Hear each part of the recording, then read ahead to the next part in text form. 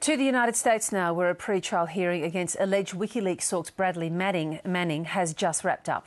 Lawyers have presented their final arguments in the case of Private Manning, who is accused of revealing huge amounts of classified information while working in Iraq as a US Army specialist. For more, North America correspondent Jane Cowan joins us now from Washington.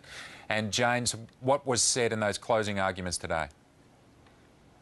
Hi, Paul. Well, the defence made an impassioned plea in their closing arguments for all but 3 of the 22 charges that have been levelled at Bradley Manning to be dropped. The defence says that the military let down Bradley Manning by repeatedly failing to notice that he was emotionally disturbed at the time of the leaks, and they're accusing the military now of piling on charges in an effort to force him into a guilty plea. Now, the defence lawyer David Coombs accused US officials all the way up to the US Secretary of State Hillary Clinton of having a Chicken Little response to these leaks. And the defence is arguing that there actually has been no real harm done, that the sky didn't fall in and that it won't fall in. But on the other hand, the military prosecutors in their closing arguments introduced this video of a Al-Qaeda operative talking about the WikiLeaks disclosures and urging followers to basically mine the internet for information about the United States. And the military prosecutors are making the point that Bradley Manning has shown absolute indifference, in their words, to the handling of classified information. They say that the private had signed agreements promising to protect government secrets, and that there is irrefutable evidence that he betrayed the nation's trust. And they say that all 22 of these charges should proceed to a full court-martial. Now, while all of this was going on, these competing portrayals of Bradley Manning as, on the one hand, a troubled whistleblower, and on the other hand, a premeditated person who would put the US national security at risk almost. As this was playing out, Bradley Manning just sat there impassive, the way he has all week through all 7 days of this pre-trial hearing, just consulting quietly with his lawyers. And so what's considered to be the most damning evidence that came out in the past 7 days of the pre-trial? Well, the most dramatic evidence certainly came from the computer hacker, Adrian Lamo, his name is. He's the one who turned Bradley Manning in.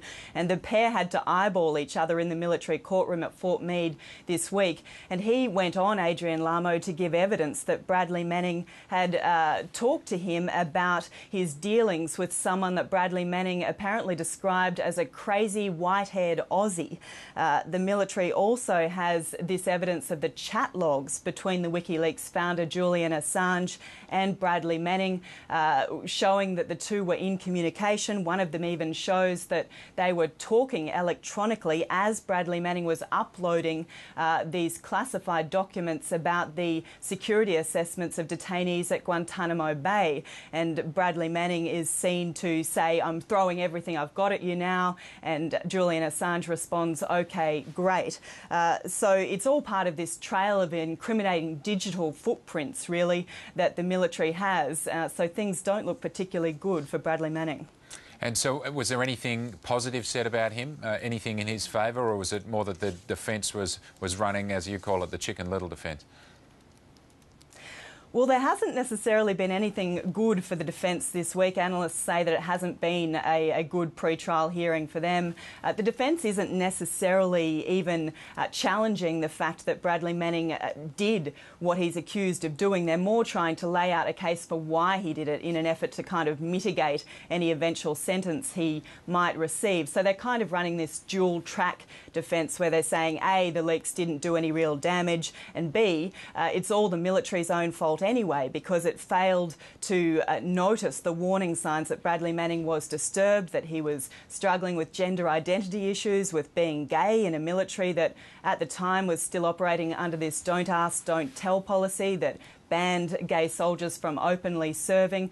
They say there were incidents, including one in Baghdad, where Bradley Manning flew into a rage, where he overturned a table and had to be restrained.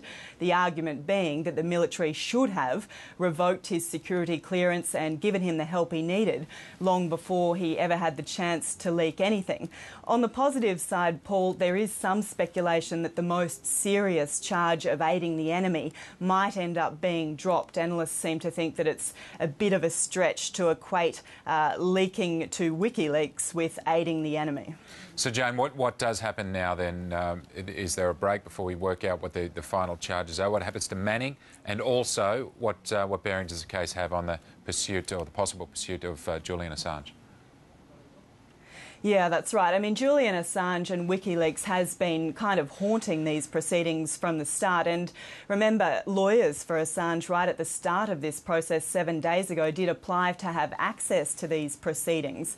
And that association between these two characters isn't something that is likely to necessarily help Bradley Manning, because part of the defence strategy, you would imagine, is putting as much daylight between the two as possible so that Bradley Manning isn't tarred also with this WikiLeaks brush. And some do see this entire Manning case as perhaps a prelude to a later pursuit of Julian Assange and WikiLeaks. The US government does have this grand jury that is still investigating whether there is enough evidence to pursue Julian Assange under the Espionage Act. So all of that is still a very complex legal puzzle that is still to play out. What happens next is the military officer who's been presiding over these pre-trial hearings has a couple of weeks to make his recommendation about whether things do proceed to a full court-martial, and then there's another military commander who makes a ruling about whether that is actually going to happen, but it's pretty much, Paul, seen as a foregone conclusion that it will proceed to a full court-martial,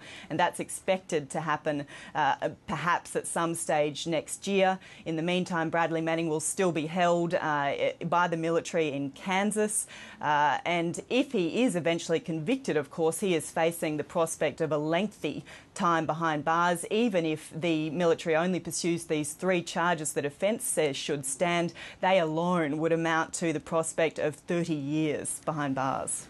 Jane Cowan in Washington, good to talk to you, and thanks for your time this morning.